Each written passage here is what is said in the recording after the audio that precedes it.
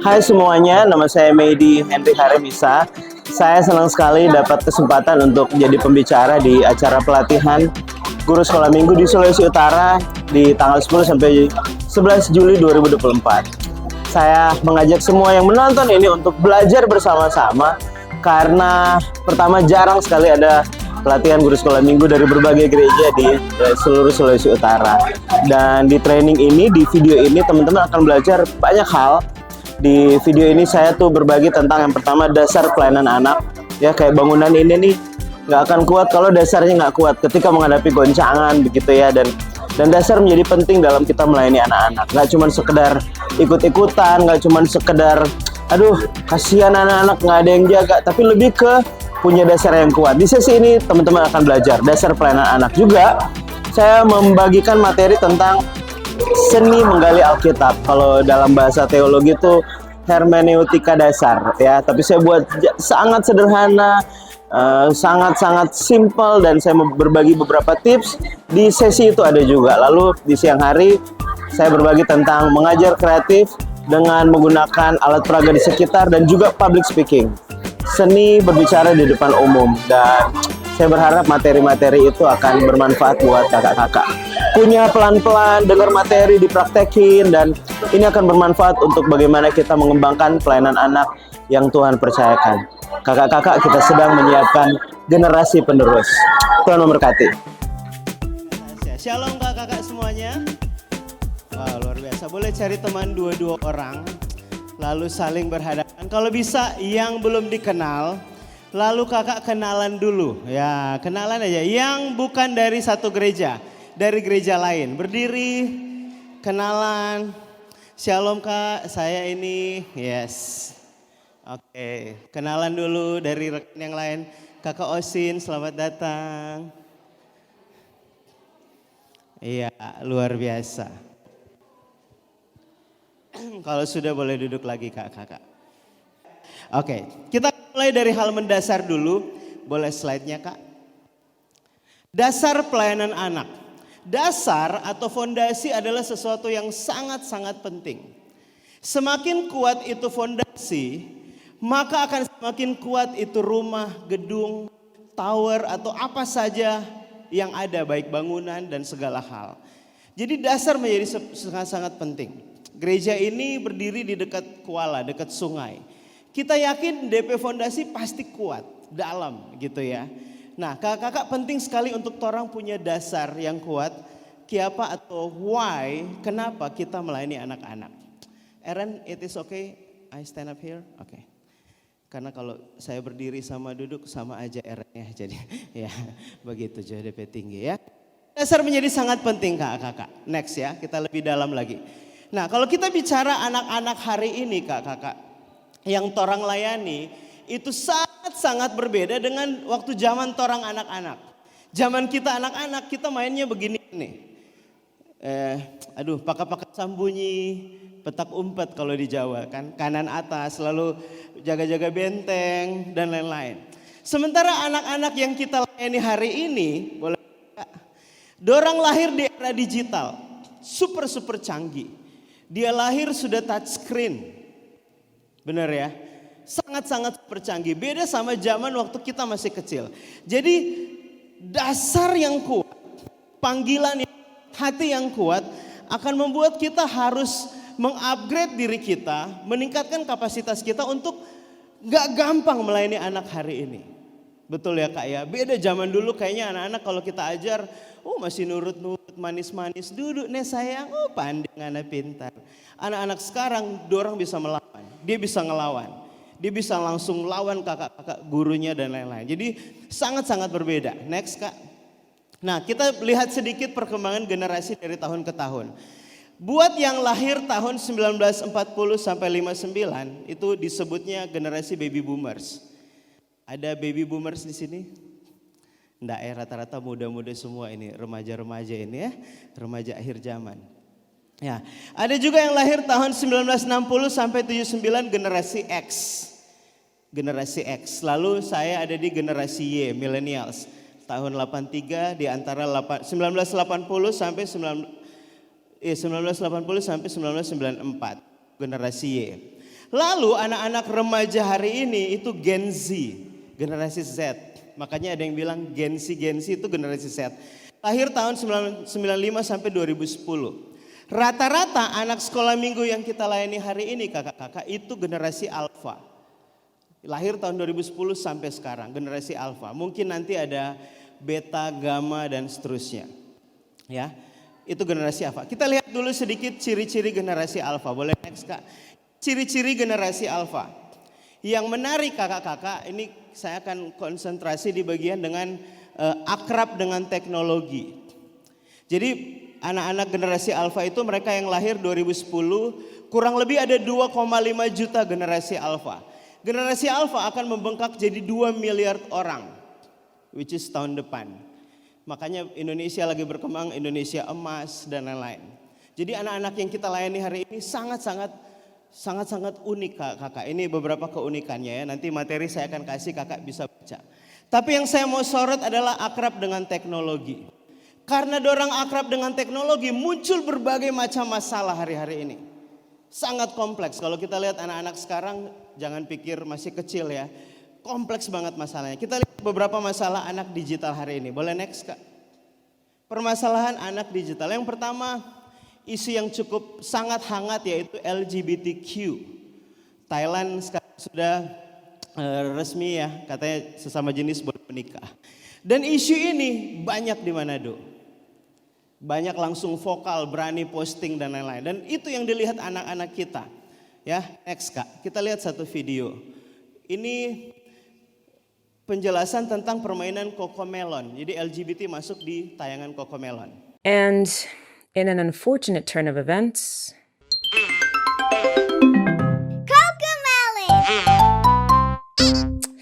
another kids show is used for indoctrination.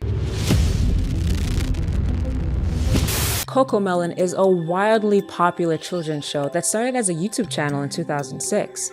Now, Netflix has a spin-off called Cocomelon Lane. It's gonna be a great day on Cocomelon Lane. Cocomelon! Recently, an episode featured a gay couple singing to their son. Nico is having trouble picking out something to wear, so in response, his parents tell him, just be you. Thing that we know about you, you love to get up and dance. How about you break out those moves for your two biggest fans?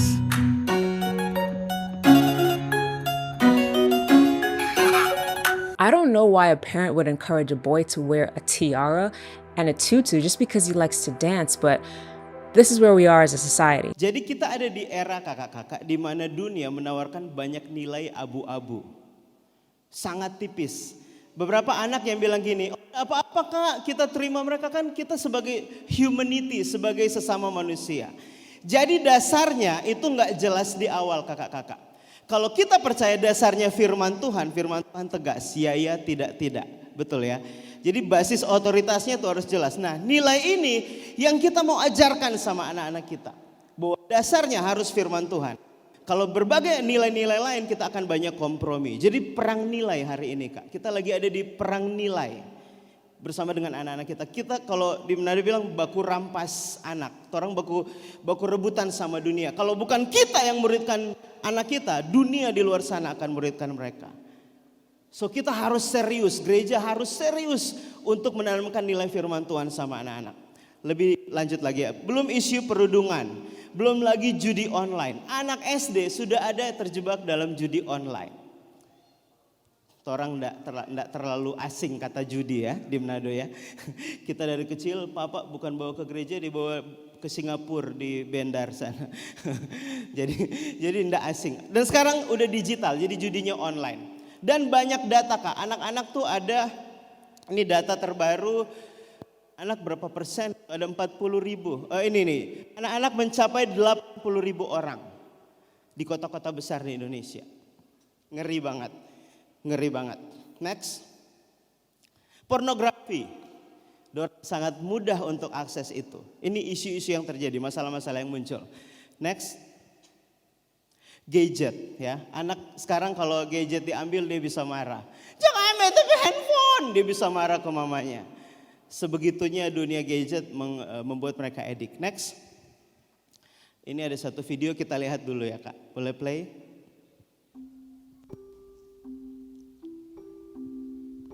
Ada sebuah jendela.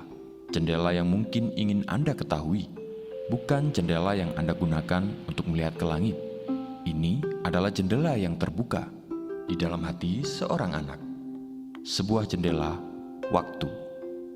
Karena lebih dari 70% dari semua keputusan bagi Kristus terjadi dalam jendela yang tepat dari usia 4 ke 14. Dan mereka yang menerima Yesus dalam jendela ini cenderung dapat mempertahankan imannya. Namun itu tidak mengejutkan, bukan? Bahkan Yesus berkata, "Jika kamu tidak bertobat dan menjadi seperti anak kecil ini, kamu tidak akan masuk ke dalam kerajaan surga." Jadi, ini pertanyaan besarnya. Jika 70% keputusan untuk Kristus terjadi selama jendela 4 ke 14, mengapa gereja hanya mengalokasikan 3% sumber daya mereka di sana? Ingatkah ketika anak-anak datang kepada Yesus, murid-muridnya berkata, "Jangan lagi engkau menyusah-nyusahkan guru." Para murid memandang rendah, namun Yesus merendahkan dirinya dan melihat jendela-jendela terbuka. Hati terbuka, jiwa terbuka, membutuhkan kasih-Nya. Dan Dia berkata, "Biarkan anak-anak itu datang kepadaku, karena orang-orang yang demikianlah yang empunya kerajaan surga." Bahkan Allah melihat segala potensi dalam diri anak di dalam Alkitab, seperti Daud, seorang anak penggembala sederhana yang dipilih Allah untuk membunuh seorang raksasa. Samuel, seorang anak kecil yang dipanggil pada waktu malam untuk menjadi nabi Allah. Maryam, yang menyelamatkan adiknya Musa sehingga dapat menyelamatkan umat Allah. Dan Yesus sendiri pada usia 12 menunjukkan hikmat-Nya yang besar kepada alim ulama dalam bait Allah. Ketika dunia melihat ketidakdewasaan atau kebodohan, Allah melihat jendela-jendela terbuka, lembut, hati yang percaya, responsif terhadap bimbingannya. Namun saat ini anak-anak membutuhkan bantuan kita. Di seluruh dunia, 1 miliar anak-anak, setengah dari anak-anak yang hidup, menderita kemiskinan jasmani. Sementara itu, anak-anak di negara-negara berkembang hidup dalam kemiskinan rohani. Hanya 3% yang memandang kehidupan dari perspektif Alkitabiah. Namun, kita bisa membawa pengharapan. 4 dari 5 anak masih lapar akan kehadiran Allah. Dan kita bisa membantu mereka menemukan Dia dan membangkitkan hati dan keyakinan yang dilihat Allah dalam diri mereka. Hari ini kita memiliki kesempatan yang luar biasa untuk membawa kasih Allah kepada jutaan jendela yang terbuka, anak-anak di rumah dan di seluruh dunia yang mudah memahami kebenaran. Jadi, mari berikan yang terbaik, di mana itu adalah hal yang terpenting. Mari kita melihat anak-anak dengan standar yang sama seperti yang Allah lakukan. Karena cara terbaik membawa terang ke dalam kegelapan dunia adalah melalui jendela yang terbuka. Kunjungi 4to14window.com. Kakak-kakak, Menangkan hati. berapa banyak jendela hati yang Tuhan percayakan di gereja kakak-kakak? Ada sebuah 5 anak, 10 anak, Betani atas 50 ya, banyak juga. Dan anak-anak ini haus kebenaran firman Tuhan kakak-kakak. Tapi torang sebagai guru sekolah minggu, kadang hari Minggu ngajar, Sabtu baru sadar, iyo katu, kita ngajar besok. Persiapan ala kadarnya, gitu.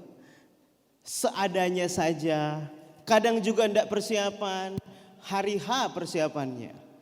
Salah satu permasalahan guru sekolah minggu di banyak provinsi di Indonesia yang saya temukan, satu Kak, malas persiapan. Malas persiapan. Di sini ada? Semoga enggak ada ya. Ada yang mau ngaku, Kang? Kita bertobat sama-sama. Senggol kakak di sebelah bilang gini, bertobat torang. Ya, senggol, bertobat torang. Di saat dunia lagi ngeri banget kakak-kakak, menanamkan banyak nilai. Tadi Kak Tasya sudah sebut, dorang murid kan gila-gilaan di luar sana.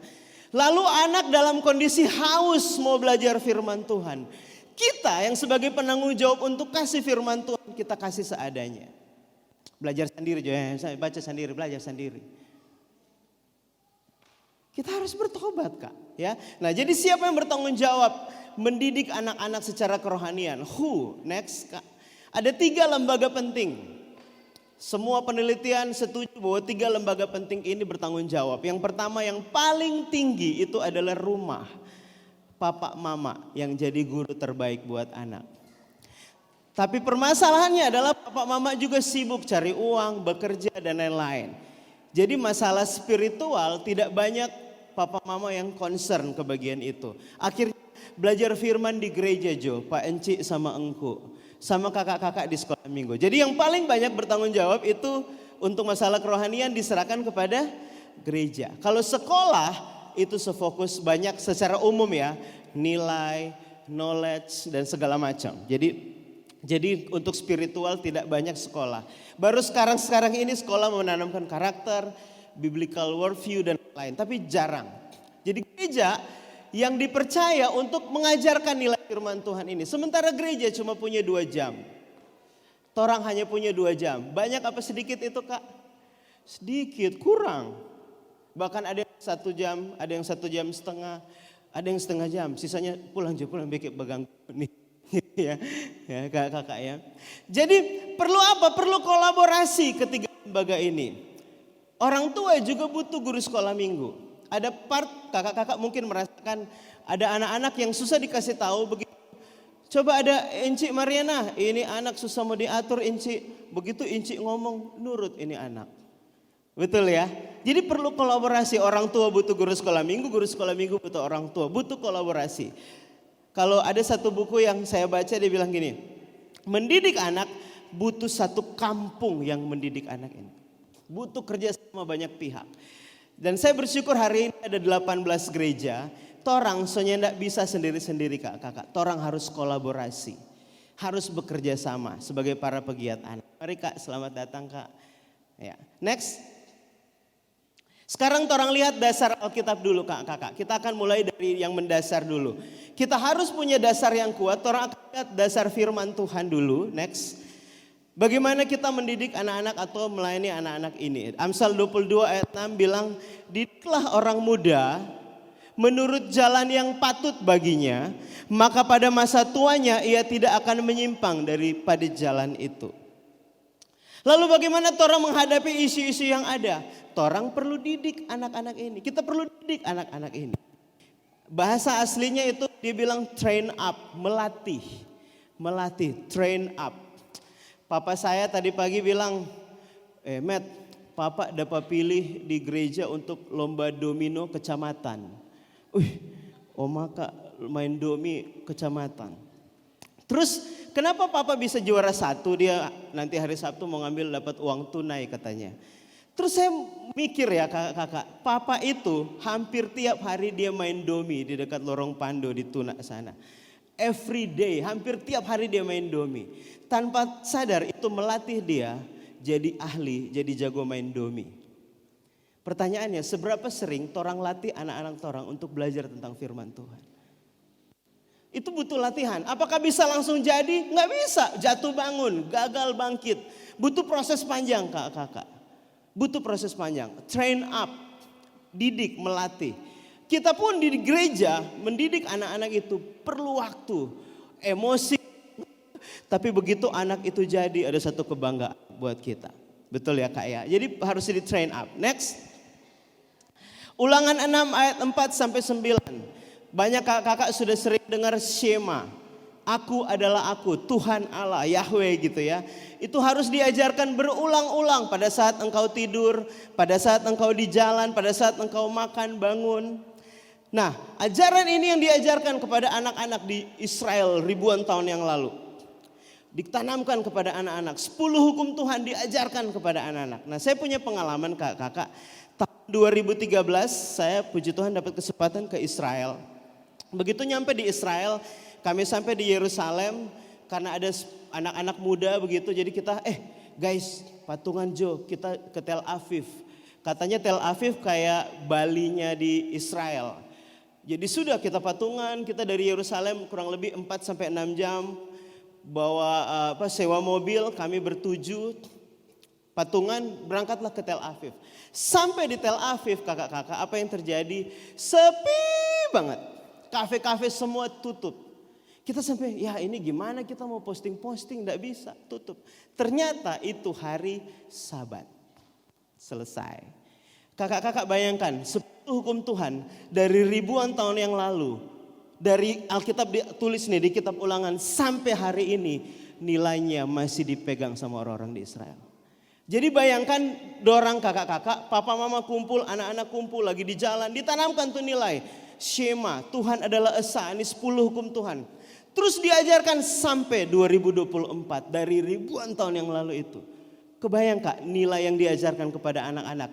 Orang tua, cucu, cicit, cecet dan seterusnya sampai hari ini. Nilai itu jadi nilai yang dipegang di Israel sana. Nah kita kakak-kakak, coba kakak-kakak lihat kiri kanan teman-teman. Tuhan pilih kakak-kakak untuk jadi hamba Tuhan, untuk jadi pelayan anak yang menanamkan nilai firman Tuhan buat anak-anak kita. Ini membanggakan kakak-kakak. Ini sesuatu yang luar biasa.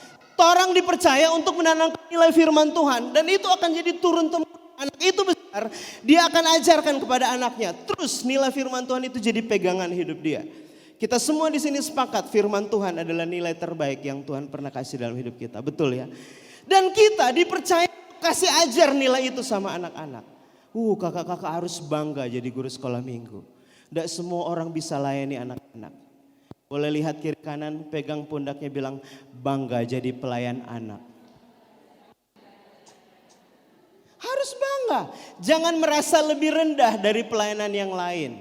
Justru kita ini ujung tombak pelayanan gereja di masa depan. 30 tahun lagi, 20 tahun lagi. Gedung gereja yang sebagus ini hanya akan jadi gedung kalau tidak ada yang melanjutkan. Dan kita dipercaya Tuhan untuk menanamkan nilai itu. Jadi dasar firman Tuhannya kuat kakak-kakak. Dan ada banyak ayat-ayat yang lain ya. Next. Ini beberapa teks waktu Tuhan Yesus marah murid-muridnya menghalang-halangi anak datang kepada Tuhan. Ya kakak-kakak nanti boleh explore baca di rumah. Next. Matius juga ayat 17. Bagaimana Yesus lahir ke dunia harus melewati 3 generasi. Ini yang Abraham memperanakan Ishak, Ishak memperanakan. Itu yang di Matius 1. Sampai di generasi ketiga, 14 keturunan ketiga Yesus lahir. Jadi untuk Yesus lahir surga harus menyiapkan generasi ke generasi. Pelayanan kita adalah pelayanan yang menyiapkan generasi penerus. Sangat-sangat keren kakak-kakak. So kita harus bangga. Next. Pertanyaan refleksi buat kita hari ini. Apa dasar kita melayani anak-anak? Cari jodoh? Oh biar dapat panggung dan kita. Biar dapat uang? Atau apa dasar kita melayani? Mungkin di awal kita dijorokin, diprank sama teman. Sini kok jaga nih anak-anak misalnya gitu ya. Tiba-tiba kakak yang ajak hilang. Jadi kita terpaksa pimpin itu anak-anak ya. Diprank, dipaksa, dijorokin. Lalu lama-lama kalau hari Minggu kita tidak ketemu anak-anak. Aduh rasanya kangen baku dapat dengan anak-anak. Mulai dapat hatinya. Ya, apa dasar kita itu jadi penting. Next Kak. Ada 2 dasar penting yang kita pengen renungkan pagi ini sebelum kita ke sesi-sesi selanjutnya. Yaitu H dan P. Apa itu H dan P? Next Kak. Yang gambar merah H itu Kak, hati. Boleh bilang ke teman di sebelah, hati besti. Hati. Kalau orang tidak punya hati melayani anak-anak ini kakak-kakak. Seberhenti dari lama kita melayani anak-anak. Betul ya. Kadang drama-drama yang muncul bukan dengan anak-anaknya. Sesama pelayan anak. Amin. Aduh gondok. Tapi karena kita Tuhan kasih hati itu. Orang masih setia sampai hari ini. Kita masih terus tekun. Hati itu yang membuat kita bertahan kakak-kakak. Anak-anak mereka pribadi yang bisa merasakan kalau kita pakai hati. Itu mereka bisa rasa. Itu hebatnya pelayanan anak. Ketulusan, kesungguhan itu penting banget. Lalu yang P. P itu adalah panggilan. Hati dan panggilan. Sama-sama bilang hati dan panggilan. Sekarang orang akan coba bikin bentuk hati. Kakak-kakak boleh cari 2 orang Boleh tolong dioper Kak. 2 orang 1 kertas. 2 orang 1 kertas. Kita akan coba bikin hati nih pagi ini. Boleh Ci, minta tolong. Boleh 2 orang baku-baku dekat. Nah kakak-kakak kita akan bagikan mentega. Lalu kakak coba bikin hati dari mentega itu ya. Di 1 kertas itu kakak berdua coba bikin-bikin. Pakai kertas pinggirnya disobek untuk jadi DP leper buat bentuk-bentuk hatinya. Jadi biar enggak pakai tangan. Diakalin, boleh kursi geser bebas ya. Ya, menteganya akan dibagikan sama kakak-kakak panitia. Boleh pinggirnya disobek lalu kakak bikin bentuk hatinya. Enggak ada penilaian ya, ini bukan lomba bikin hati. Kita coba belajar membentuk hati. Ya, seru ini. Sambil kakak membuat hati, coba kita renungkan Kak. Ini adalah inti dari pelayanan anak yang selama ini kita lakukan. Ya, hati. Sesuatu yang gampang apa susah Kak bikinnya? Ada yang bilang gampang, ada yang bilang susah. Adakah yang dapat sesuatu selama bikin hati ini kayak dapat perenungan? Boleh berbagi? Adakah yang mau berbagi? Ya, silakan Kak. Tora itu harus ada kesabaran. Sama saya menghadapi kelas persiapan, saya mengajar anak di bawah umur 2 sampai 5 tahun, paling tinggi 6 tahun. Ya paling banyak di situ kesabaran, hati yang diutamakan. Karena kalau mau ikut emosi, mau kuleto. Karena baru bicara satu sebagai jadi kembali lagi ke hati itu, jadi sabar. Thank you Kak Emi.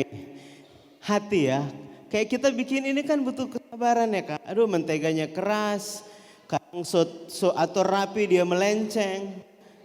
Dan ini jadi perenungan kita dimulai dari pagi ini. Aduh hati tuh tidak gampang ya. Hati manusia siapa yang tahu katanya di Amsal ya. Ada satu di Amsal 4 ayat 23. Jagalah hatimu dengan segala kewaspadaan karena dari situlah terpancar kehidupan. Ada lagi yang mau berbagi? Dapat apa waktu proses membuat hati ini lalu merenungkan pelayanan selama ini? Oh Maksi, silakan. Waktu membentuk hati itu udah, tapi menjadi indah itu mesti poles, pelan-pelan dan butuh waktu. Ya, Mau bikin indah, pengen tapi waktu proses takes time ya, sangat butuh waktu ya. Terima kasih Kak Maksi. Ada lagi proses itu apa yang didapat di hati yang Tuhan bicara kakak? Oh itu boleh pakai itu. Mau melayani, Tora hati mesti tak obok-obok dulu Kak. Ya. Ya, ada sakit di dalamnya, Ya. ada sukacita. Butuh ramas-ramas ini sampai tak bentuk tuh hati jadi bagus ya. Terima kasih Kak. Menarik. Ada yang lain? Dari waktu proses bikin ini kakak, aduh iyo Kang. Boleh Kak Tasya, thank you.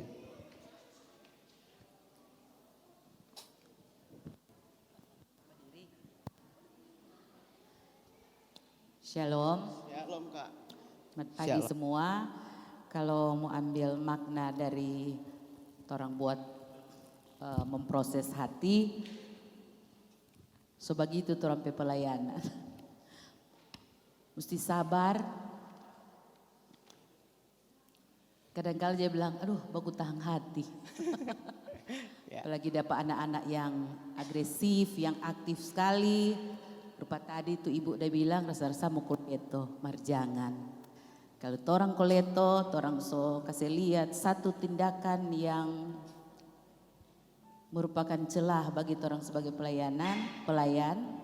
Tuh anak semua haga terus pat orang mulai masuk pintu. Duh, tuh inci itu tadi dah cubit pakai itu. Duh, nah, seperti itu. Jadi ketika orang tunjukkan orang hati, pas itu anak itu biar dia aktif atau DP kata kasar nakal sekali di gereja. Mar dia bilang itu inci itu biar kita begini dia nyedak sontong pak kita no. Ya. Itu inci hati terbuat dari apa toh? Terbuat dari mentega. Sonto Kang, iya Sekian. Terima kasih. Boleh kita apresiasi tepuk tangan semua jawaban-jawaban. Saya mau 2 lagi. Kira-kira dapat apa Kak? Wah rame ini. Oke, kakak belakang baru Osin baru depan. Oke, silakan. Oke, terima kasih. Tadi saya sebelum bikin pola dari mentega, sementara kita Kak Ola bikin pola, saya berpikir kok dikasih mentega, apa artinya? Biasakan kasih pulpen atau kasih pewarna. Terus sementara bikin pola dapat rema. Oh ternyata kita melayani anak bukan cuma, kalau mentega kan ibaratnya kita licin toh, mulus-mulus. Oh ternyata saya dapat rema bahwa kalau untuk melayani bukan hanya di zona nyaman, di mulus-mulus saja. Artinya orang dapat anak-anak yang tidak nakal-nakal. Nah serta bikin pola ternyata ada tidak rapi. Nah itu ibaratnya saya dapat rema di sini bahwa orang itu untuk melayani bukan cuma yang mulus-mulus saja. Ternyata ada DP tak kasar-kasar. Ada proses. Ya, ada proses. Jadi orang melayani bukan cuma hanya di zona nyaman, dapat anak yang nakal-nakal begitu, yang apa dong bilang. Ternyata orang harus hadapi untuk anak-anak yang tidak baik-baik. Nah itu orang petugas. Terima kasih. Terima kasih Kak. Wah boleh tepuk tangan. Depan sini juga ada. Oke. Sini nih Kak Tasya. Kak Osin tadi angkat tangan dulu, baru nanti depannya baru ke sini ya. Wah semangat semua kakak. Oke, habis itu. Ya. Ya, terima kasih. Saya memang baru awal di guru sekolah minggu, tapi di saat waktu kita berdua buat ini kan hati yang orang buat ini dia karena mentega aja beku, jadi memang beku begini. Jadi di sini kami belajar, kan mentega kan dari beku bisa mencair. Jadi hati ini walaupun sekeras apapun, orang sebagai guru sekolah minggu maupun sebagai anak-anak bisa cair. Yes. Gitu kan. Tapi ada kasih lewat hati ini yang dibentuk. Jadi memang waktu awal jadi guru sekolah minggu, aduh anaknya nakal sekali, disuruh bilang ini tidak boleh, dia lempar ke teman-temannya, disuruh buat rapi, enggak, dia tidak bongkar. Dia melawan dang, tapi di situ kita dibentuk hati kita untuk sabar, untuk mengasihi anak-anak. Soalnya pengalaman waktu anak saya di sekolah minggu, dia bilang mama itu guru itu ibu kakak sekolah minggu, dia punya muka nak pernah tertawa. Jadi di situ kita harus belajar percaya diri. Walaupun enak nakal sekali, senyum, jangan ya sayang ya, jangan sayang. Jadi situ kita belajar, karena pengalaman tapi anak di situ. Mereka melihat guru sekolah minggu ini kok jahat, guru sekolah minggu ini kok nak pernah senyum gitu. Jadi dari hati inilah kita dibentuk untuk memberi kasih kepada anak-anak. Nice. Terima kasih Kak belakang, Kak Iren, itu dia. Boleh kita tepuk tangan, nice, banyak banget dapat insight kita ya. Terima kasih. Kalau kita pas dapat tugas tadi pertama, dapat kasih DP mentega, kita pikir gampang lah, cuma mau bentuk hati dari mentega. Jadi kalau kita pertama awalnya rasa gampang, sama di pelayanan ternyata. Awal masuk di pelayanan sebagai guru sekolah minggu, kita memang senang anak-anak. Jadi kita rasa gampang lah, karena kita memang basicnya suka anak-anak, pasti gampang. Ternyata setelah terjun ke dalam pelayanan, DP susah minta ampun. Bukan cuma orang perlu itu, bukan cuma memang sekedar orang suka anak-anak. Dalam pelayanan maksudnya banyak sekali orang dapat DP ujang badai segala macam dari rekan-rekan pelayanan.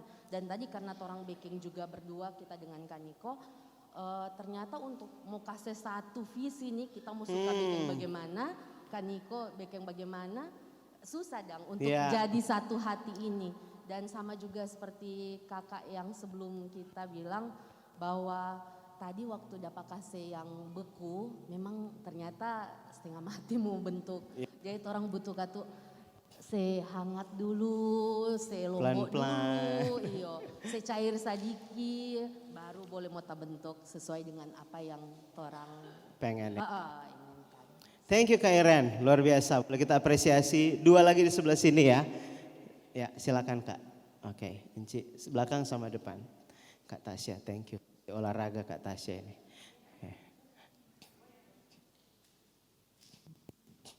Terima kasih atas kesempatan yang diberikan. Saya dapat terima dari membentuk hati ini. Kita lihat memang membentuk hati tidak gampang.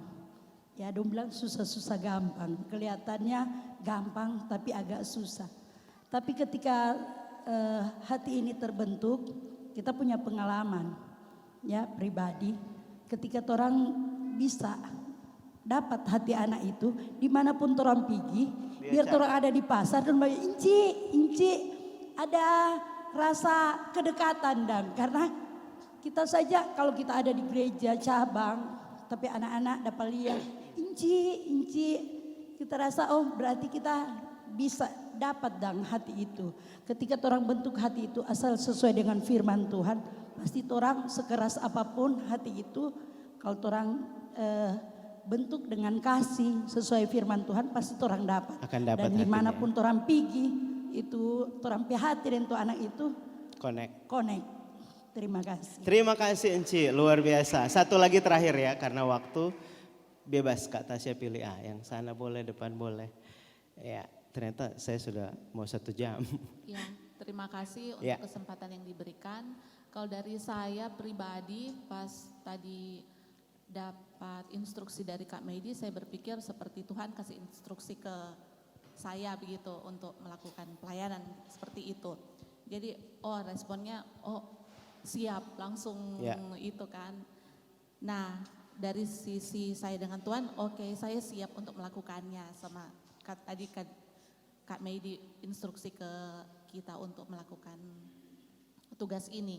Nah untuk dengan teman kerjanya, kita kalau yang saya dapatkan diperlukan kerjasama yang baik, kemudian komunikasi yang baik juga, ya. sehingga tujuan bisa dicapai dengan baik. Apalagi kalau dalam pelayanan ini kita dengan rekan kerja kita diperlukan kerjasama yang baik, komunikasi yang baik supaya pelayanan kepada anak-anak itu akan tercapai.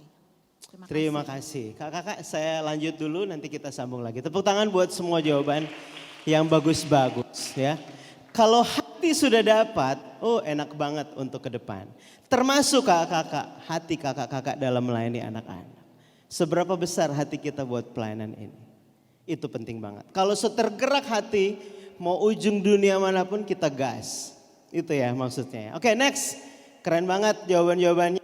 Nah ini yang terjadi kalau salah fondasi kakak. Ini yang terjadi fakta-fakta di lapangan dalam pelayanan anak. Boleh next? Kalau tidak pakai hati maka dalam pelayanan akan ada banyak kepentingan. Hatinya ndak full di anak jadi terlalu banyak kepentingan. Dan kalau udah terlalu banyak kepentingan kita akan capek sendiri. Ataupun capek dalam tim. Makanya saya bersyukur ada training ini, pulang dari sini perlu refresh lagi kakak-kakak untuk dalam tim. Apa kabar hati dalam tim kakak-kakak? Apalagi kalau terjebak cuma ritual ibadah hari Minggu, lebih susah. Ya, next. Kakak-kakak akan cepat mundur, sensitif, cepat pindah pelayanan, tidak sungguh-sungguh. Yang paling parah kanan bawah itu kepentingan. Cari nama, cari panggung. Tolong minggu jadwal kita perbanyak ya. Banyakin kita jadwal. Wah itu sudah kepentingan ingin dipuji dan lain-lain. Repot kalau begitu. Next. Kalau tidak ada panggilan, maka kita sebagai kakak pelayan akan jadi mudah mundur dan rapuh. Rapuh sebagai kakak-kakak guru sekolah minggu. Karena panggilannya tidak kuat. Kalau hanya sekedar suka anak tadi kata Kak Iren. Begitu ketemu anak-anak yang kita nggak suka. Brian, masuk sayang wangi, parfum Zara mahal ini, mari duduk sayang. Damai di hati, sini sayang. Datang Matius, bau sekali Matius, duduk di situ, duduk situ. Kita pilih-pilih mana yang kita suka dan mana yang kita tidak suka, like or dislike jadinya. Dasar menjadi penting kakak-kakak. Dasar tuh harus firman Tuhan, hati punya panggilan sendiri. Next. Ya, kita sibuk. Ini nih paling parah malas. Malas adalah musuh kreativitas. Lalu kita di part cari kesalahan dalam tim. Dia pesalah kuat, dia kok karunia menunjuk. Karunia menunjuk. Tunjuk kakak lain. Yang paling parah fitnah dan gosip. Ya, semoga di sini enggak ada. Jadi penting banget untuk orang punya hati yang kuat. Dan ini dijauhkan, ini tolak dalam nama Yesus. Amin kakak. Senggol temannya terus bilang, jangan ada petorang petim ini ya. Bilang sebelah, jangan ada petorang petim. Amin ya kakak ya. Next, kita agak ngebut sedikit. Orang yang terpanggil dalam pelayanan anak akan menjadi pribadi yang kuat. Strong, kuat mental, tubuh, jiwa, roh. Next. Nah, tujuan kita melayani anak-anak itu harus ada kakak-kakak. Buat apa sih kita melayani anak-anak? Kalau orang punya dasar sudah kuat, kita punya purpose-nya, punya tujuannya. Apa saja tujuannya? 1. Next. Kita sedang mempersiapkan pemimpin masa depan. Amin kakak-kakak. Dulu kita pikir 30 tahun ke depan, 40 tahun ke depan. Sekarang enggak kak, 15, 20 tahun ke depan. Mereka udah pemimpin. Kayak cepet waktunya. Lagi mempersiapkan leader. Kita coba pikirkan logikanya. Next kak. Boleh next bro. Anak-anak yang kita layani hari ini 1-12 tahun. Boleh next lagi. 20 tahun kemudian dia ada di usia di mana dia harus menentukan dia mau jadi apa. Bidang dia, panggilan dia, pekerjaan dia. Mau tanamkan nilai melayani Tuhan, hamba Tuhan atau pengusaha tapi cinta Tuhan, apapun. Usia 1-12 tahun adalah usia krusial untuk kita menanamkan nilai kebenaran. Ketika anak dapat nilai itu, ketika dia dewasa kakak-kakak, itu akan jadi kebenaran seumur hidup dia. Makanya PAUD penting banget ya, usia perkembangan anak kalau kita belajar psikologi penting sekali. Besok mungkin Kak Hana akan singgung. Lalu 10 tahun kemudiannya, next. Di umur segini dia so matang. So pas, so tahu dong, so puguh kalau orang Sunda bilang. Dia mau jadi apa di dalam hidup dia. Jadi penting di 1-12 tahun. Next kak. Kita skip aja video ini karena waktu. Lanjut lagi. Semakin kita tidak serius terhadap pelayanan anak, maka kita tidak serius akan masa depan gereja, negara, dan bangsa kakak-kakak. Harus serius dalam kita mempersiapkan firman Tuhan, dalam kita menyiapkan hati kita dan lain-lain. Next kak. Pertanyaan refleksi buat kita, pertanyaan reflektif. Apa kabar pelayanan anak di tempat kakak? Sehat-sehatkah? Atau lagi kukehe Medi?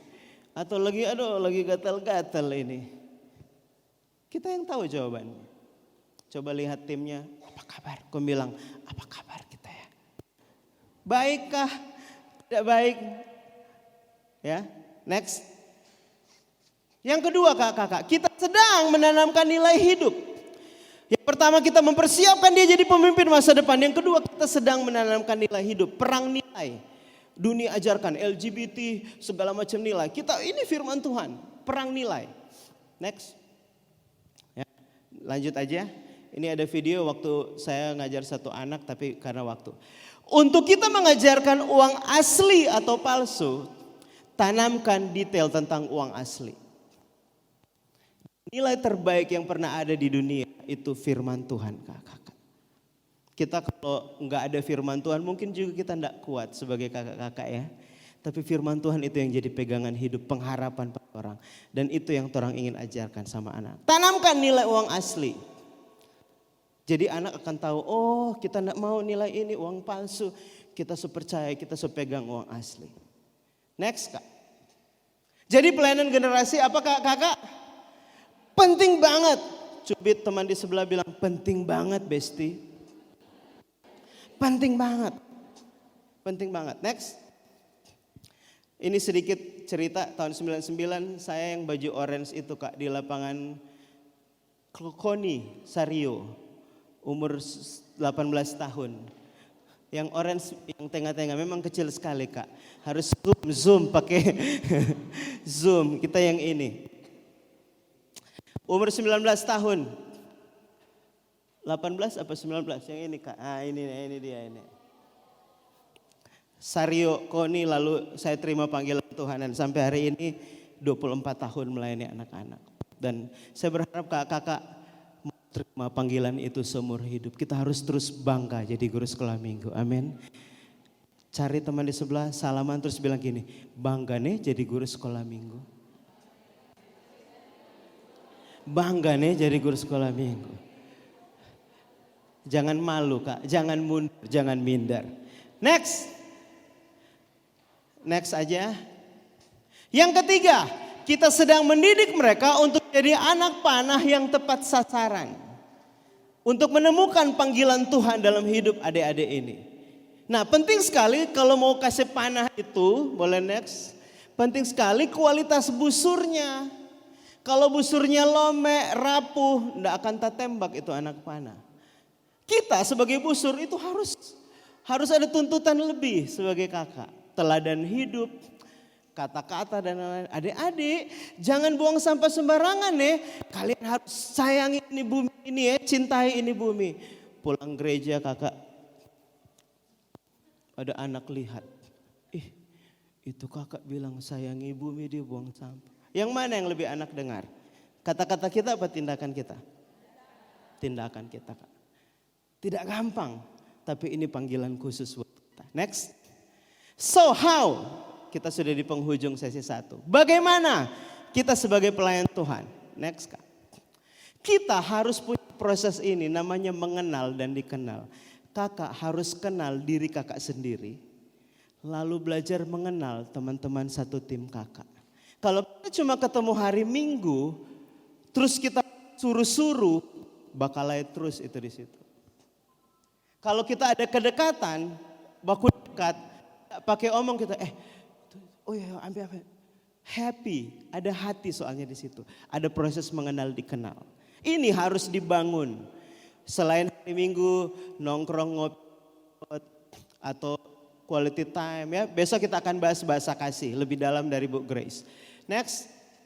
Mengenal diri sendiri. Jangan-jangan kita nggak kenal siapa kita. Besok Bu Hana akan kupas tuntas tentang inner child. Bagus banget. Saya juga mau ikut belajar ya. Next. Tim pelayanan. Kakak kenal enggak dengan tim pelayanan yang kakak layani tiap hari Minggu? Jangan enggak tahu pergumulan teman tim kita. Kita jadi belajar punya empati jadinya dalam tim. Coba lihat timnya, kakak baku lihat timnya di situ. Kalau yang datang sama tim, ya itulah keluarga kakak di gereja. Ya, kasih sarangeo dulu ke timnya. Ya. Yang sendiri kasih ke diri sendiri, no? Yang datang sendiri. Ya. Next. Lalu seberapa kita kenal anak-anak yang kita layani? Jangan-jangan adik-adik hari ini kita mau belajar firman Tuhan. Ngana-ngana itu aduh om ini pe anak siapa tuh aduh ngana namanya aja kita nggak tahu. Seberapa kita kenal sama anak-anak yang kita layani? Penting banget proses pengenalan itu. Ya, next. Nah ada tips kakak. Ini berkembang di abad 21 4C. Dipakai juga di dunia pendidikan di sekolah dan bisa diterapkan di gereja. 4Cs atau 4C. C yang pertama. Bukan Charlotta ya, bukan. C yang pertama adalah collaboration. Kakak-kakak harus mau kolaborasi. Soalnya enggak bisa pelayanan kayak Agnes Monica, multi talent sendiri. Semua dari icebreaker, pujian, firman kakak itu. 3 kali ibadah, rumah sakit Kando langsung ya. Harus berbagi tugas, harus kolaborasi, harus bangun tim. Kami ini tim dari berbagai gereja, tim Manjok Guys ini kolaborasi. Kak Tasya, Kak Pieta, Kak Enca, Kak Angel, kolaborasi. Apa DP kemampuan? Oh ngana kiper, jo kiper, ngana jo kiper. Jangan striker so-soan jadi kiper, nggak bisa. Nggak bisa, Spanyol menang karena ini merata DP tim. Sorry Brasil kalah, jago memang menonjol, mar kalah. Kita pelayanan tim. Prancis juga ya. Nanti sebentar Belanda Kang dan Inggris. Babat rujo jangan ya bertobat. Next Kak. So apa kabar kerja sama tim di tempat kakak? Baik-baik saja? Sakit-sakitan? Atau ada studio kita malas lihat DP muka. Aduh, dia DP mulu cuma shalom, DP karakter bikin takut. Ya. Next. C yang kedua, creative thinking. Critical thinking maksudnya, ini salah saya. Critical thinking artinya kita kritis, kita mau well prepare, kita mau belajar saling mengenal. Jadi C yang pertama adalah collaboration, yang kedua critical thinking. Nanti saya revisi. Next Kak. Apa kabar persiapan kita? Orang punya kelas persiapan enggak kalau mau ngajar minggu? Ada ya, puji Tuhan kalau ada. Yang belum, adain Kak. Jangan persiapan hamin 2 menit. Shalom adik-adik, mau belajar firman Tuhan apa hari ini? Sepertinya mengandalkan Roh Kudus, padahal dia enggak persiapan. Yang tertawa melakukannya, oh nyanda. Penting banget persiapan. Next. Seberapa juga kita mengenal anak-anak kita ya, karakter, bahasa kasih dan lain. Besok kita akan belajar lebih detail. Next Kak, ini yang paling bikin masalah. Komunikasi. Komunikasi. Kita tahu, dia so tahu kok apa yang kita mau. Lah dia bukan dukun. Dia bukan ahli menerjemahkan pikiran kita. Butuh dikomunikasikan. Kadang yang muda-muda enggak sopan ke yang senior-senior. Banyak miskomunikasi, ini harus kita latih, harus belajar dibicarakan. Yang bahaya dalam tim adalah asumsi. Asumsi itu harus hati-hati. Apa dia enggak senyum lihat kita. Mending tanya langsung, kakak kenapa enggak senyum? Oh sorry lagi sakit gigi kita hari ini. Oh ternyata sakit gigi. Kalau enggak tanya jangan-jangan asumsi, oh udah ribet itu drama. Bom waktu kakak-kakak. Harus hati-hati. Next. Bagaimana komunikasi tim kakak selama ini? Ya, nanti kalau ada waktu kita sharing. Next. Kesopanan penting dalam tim. Minta tolong, terima kasih, minta maaf kalau salah. Ada orang ya, gengsi sekali minta maaf, padahal salah. Habis itu dia bikin biasa lagi, seolah-olah tidak salah. Sementara yang satu semakan hati, aduh ngana dah. Kalau tak belum bertobat kita opo-opo pangana. Kesopanan penting banget. Next. Keteraturan penting. Dilihat sederhana tapi kadang suka enggak ikut aturan, langsung ngomong ke bos padahal ada DP ketua konsumsi, dia enggak langsung ke ketua konsumsi, langsung ke kacau, enggak teratur. Belum acara sebut. Jadi penting untuk kita punya keteraturan, kesopanan. Next. C yang ketiga, kreatif Kak. Ya, kreatif ini kulit. Yang lebih penting adalah hati dan panggilan. Kreativitas kita bisa belajar, skill learning by doing. Macam-macam bisa kita explore. Tapi yang paling penting itu kesatuan tim, hati dan panggilan itu dasar sekali. Next. Next aja. Nah sekarang saya kasih waktu 5 menit. Di tim kakak-kakak atau di pelayanan kakak, 5 hal baik apa yang sudah ada, 5 hal baik apa yang harus diperbaiki. Bolehkah kumpul dengan tim, bikin lingkaran kecil. Kalau yang datang sendiri, cari teman yang sendiri juga boleh sharing. Boleh sharing. Bikin lingkaran kecil, semi lingkaran gitu ya. Lalu 5 hal baik apa yang sudah ada, 5 hal baik apa yang harus diperbaiki dalam tim dan kakak. Saya kasih waktu 5 menit, aman Kak Tasya ya.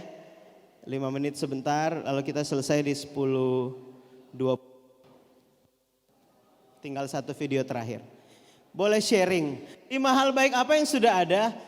Lalu 5 hal baik apa yang perlu diperbaiki? Oh iya nih kita dari 4C tadi ya Kak. Kakak maaf karena waktu. Sambil di tempat duduk saja. Boleh next Kak, kita nonton 1 video habis ini kita tutup ya.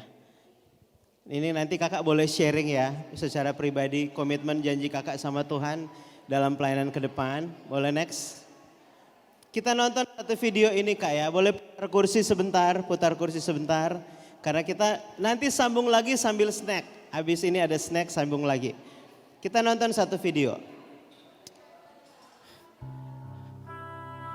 Duty atau tugas. Tuhan kasih tugas sama kita kakak-kakak. Tuhan kasih satu kepercayaan untuk kita melayani anak-anak.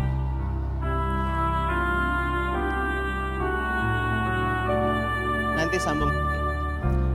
Lalu kita terima panggilan Tuhan itu. Yes Lord, aku mau melayani Tuhan.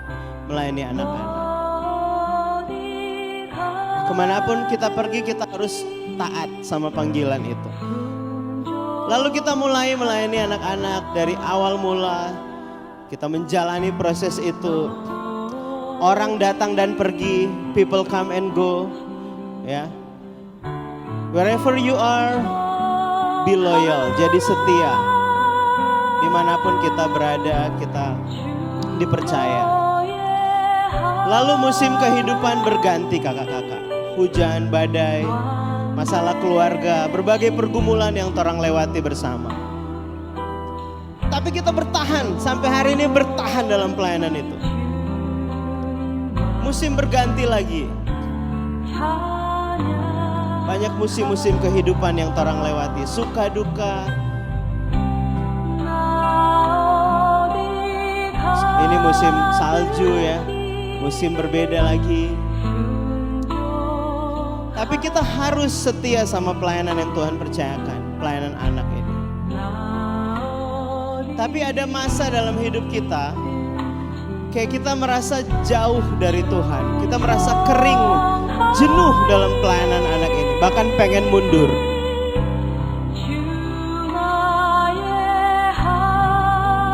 Boleh kecilin sedikit. Lalu kita merasa kayak Tuhan jauh, kita merasa kering, kita merasa terjebak pada rutinitas dalam pelayanan. Pagi hari ini saya mengajak kita kembali ke panggilan awal. Kenapa kita melayani anak-anak? Dasar awal. Kenapa kita melayani anak-anak? Kita mengingat awal mula Tuhan memanggil kita.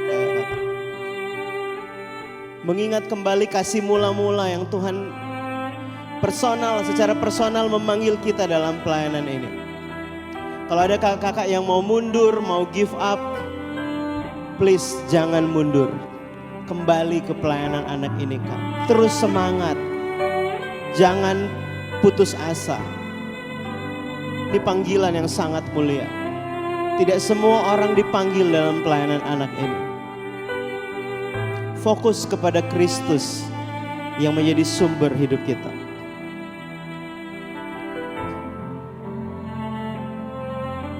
Fokus kepada Dia saja yang memanggil kita melayani anak-anak.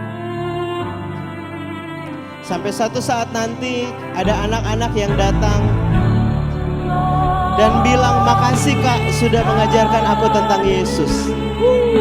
Beautiful. Sangat indah.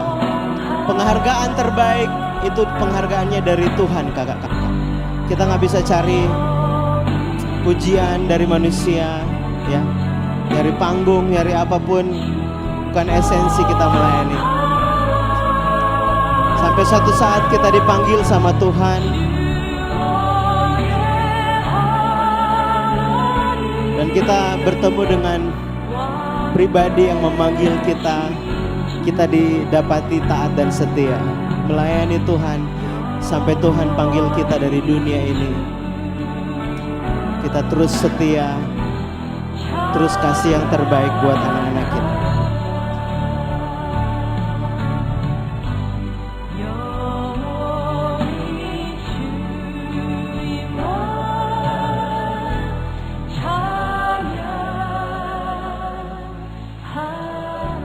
Mari kita berdoa kakak boleh tundukkan kepala, kita tutup dalam doa. Boleh next bro, ada instrumen kayaknya next. Yes, tutup mata kita dan kita mau berdoa.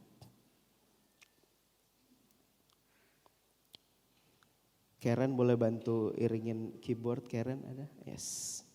Kakak-kakak di sesi pertama ini, mari sedikit merenungkan kembali awal mula kita melayani anak-anak.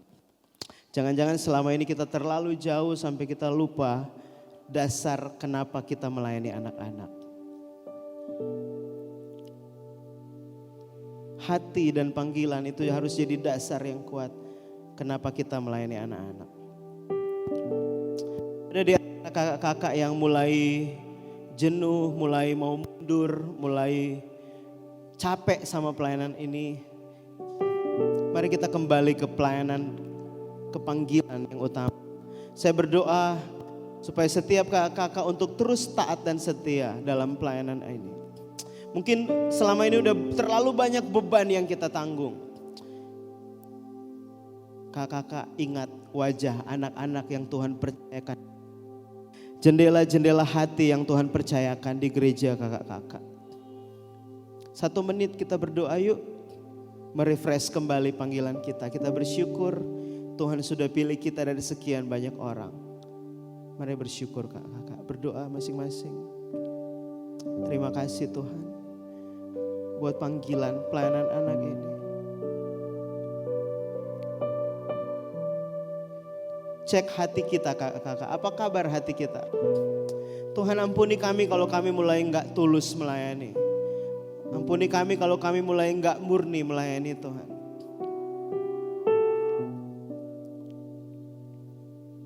Terima kasih Tuhan, terima kasih. Yang kedua, mari kita berdoa buat anak-anak kita. 1 menit kita berdoa buat anak-anak yang Tuhan percayakan. Mungkin ada anak-anak korban kekerasan di situ, ada anak korban perceraian di situ, ada anak kebutuhan khusus di situ. 1 anak adalah 1 jiwa, dan kalau 1 jiwa diselamatkan, seisi sorga akan bersuka cita.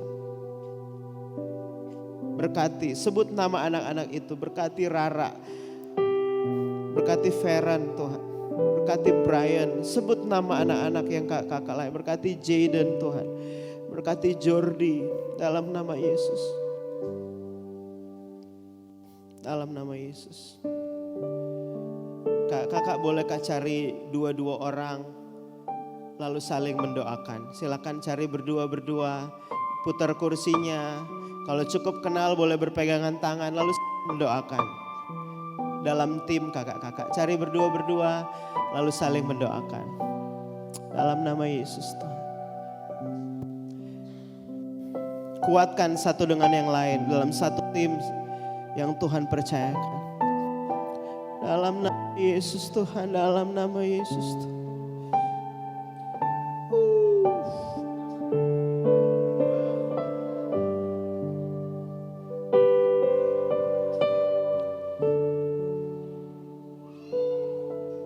Yes, dalam nama Yesus Tuhan.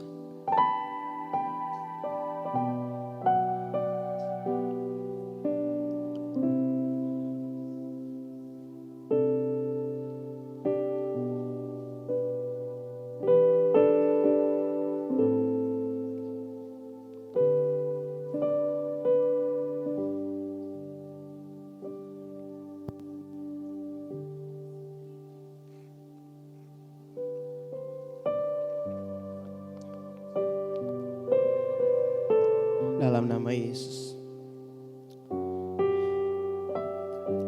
Ubah hati kami Tuhan. Untuk fokus dalam nama Yesus.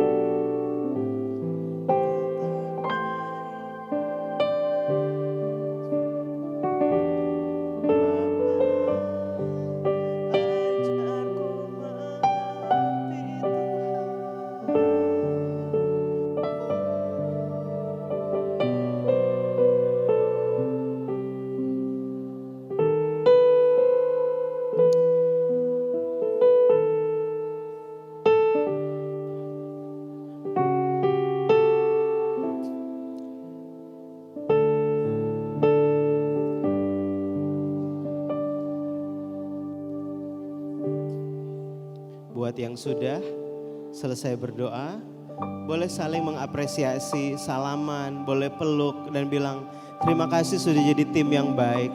Terima kasih sudah melayani bersama. Terima kasih. Ada salah boleh mungkin minta maaf. Apresiasi Kak. Thank you sudah jadi usher. Thank you udah jadi penolong selama saya menjadi satu tim. Tuhan memberkati. Oh. Ya, boleh ketepuk tangan, kasih semangat. Thank you kakak-kakak. Kita akan lanjut lagi. Saya serahkan ke Tasya.